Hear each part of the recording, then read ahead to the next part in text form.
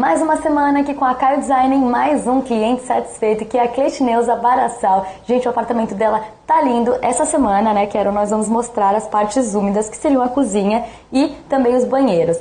Como foi feita essa partes úmidas aqui? Quais materiais utilizados? Nas partes úmidas a gente usou aqui nesse apartamento compensado, que é o que a gente sempre utiliza por ter mais resistência à água. Então vocês vão notar aí no vídeo que vai aparecer que o apartamento é bem grande, mas tudo foi muito pensado, porque apesar de ser grande, a gente tem que utilizar todo o espaço para que nada seja perdido.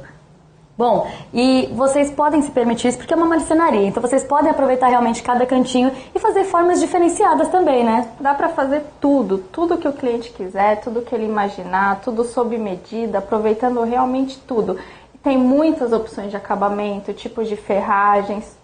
Você vai sair com certeza muito satisfeito. Olha só, tá dado o recado, hein? E a semana que vem nós vamos mostrar também os dormitórios aqui do apartamento dela, que estão realmente fantásticos, tá, gente? Vale a pena conferir o showroom, que está lindo, esperando por você. Ainda tem facilidade no pagamento também, né? Então vale a pena realmente conferir. Qual o endereço? Lucas Fortunato 27. O telefone para mais informações? 3235-6958. Bom, gente, eu estou convidando vocês para tomar um cafezinho. O atendimento é de primeira, os projetos são personalizados, as ferragens utilizadas e o material que são de extrema qualidade, porque qualidade e pontualidade... Vem pra cá, Design. Vem pra cá.